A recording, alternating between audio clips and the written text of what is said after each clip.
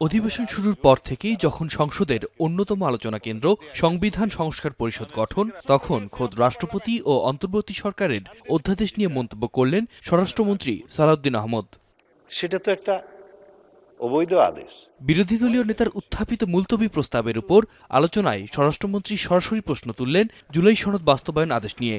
মন্তব্য করেন, এই আদেশ অন্তর্বর্তী সরকারের অন্তহীন প্রতারণার দলিল। এই আদেশটি অন্তর্বর্তীকালীন সরকারের অন্তহীন একটি প্রতারণার দলিল। রাষ্ট্রপতি 72 অনুচ্ছেদ অনুসারে যে বিধান অনুসারে প্রধানমন্ত্রীর লিখিত পরামর্শ অনুযায়ী এই মহান জাতীয় সংসদের অধিবেশন আহ্বান করেছেন, স্থান এবং সময় নির্ধারণ করেছেন, সেটাও বলেছি। রীতিমতো অভিযোগ তুললেন রাষ্ট্রপতির অধ্যাদেশ জারির ক্ষমতা নিয়েও। একই সঙ্গে বললেন, সংবিধান সংস্কার পরিষদের শপথের ফর্ম বিতরণ করে সংবিধান অমান্য করেছেন সিইসি। প্রধান নির্বাচন কমিশনারের অফিস থেকে এই ফর্ম এখানে জাতীয় সংসদে দেওয়ার এখতিয়ার প্রধান নির্বাচন কমিশনার নাই। 148 অনুচ্ছেদের অনুবলে তফসিল 3-এ সংবিধান সংরক্ষণের জন্য তিনি শপথ নিয়েছেন, তিনি শপথ ভঙ্গ করেছেন। এ সময় স্বরাষ্ট্রমন্ত্রী সংবিধান সংস্কারের জন্য একটি সংসদীয় বিশেষ কমিটির প্রস্তাব দিলে তাতে সম্মতি দেন বিরোধী দলীয় নেতা। এ প্রক্রিয়ায় আনুষ্ঠানিকতা শুরুর কথা জানান আইনমন্ত্রীও।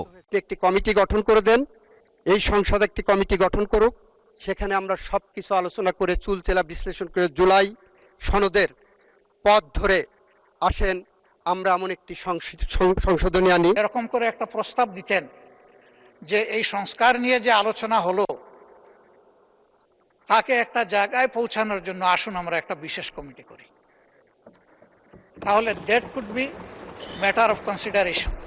সংবিধানকে 71-এর দলিল উল্লেখ করে নিয়মতান্ত্রিক সংস্কারের আহ্বান জানান সরকার দলীয় সংসদ সদস্য আন্দালিব রহমান পার্থ।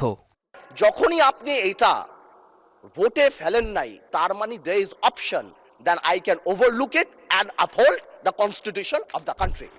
এর জবাবে হাসনাত আব্দুল্লাহ বলেন, সংবিধান সংস্কারে গড়িমসি জন আকাঙ্ক্ষার পরিপন্থী, আর গণভোটের রায় উপেক্ষাকেও ধৃষ্টতা বলে মন্তব্য করেন আক্তার হোসেন। আমি কোট করছি, উনি বলেছেন 72-এর সংবিধানের কিছু কিছু বিষয়কে ওনারা সম্মান দিয়েছেন। তার মানে এই অভ্যুত্থানের পরে এই সংবিধানের কিছু অংশ ওনারা মেনেছেন, কিছু অংশ ওনারা মানেন নাই।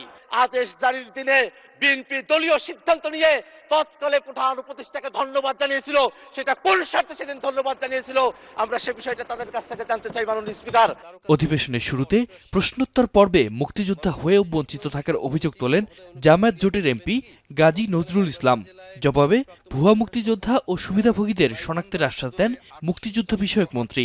মুক্তিযোদ্ধা যারা বিভিন্ন ভাবে তারা মুক্তিযুদ্ধের তালিকাভুক্ত হয়েছেন, সুনির্দিষ্টভাবে এর সংখ্যাও বলতে পারবো এবং জাতির সামনে সুনির্দিষ্টভাবে উপস্থাপন করতে পারবো।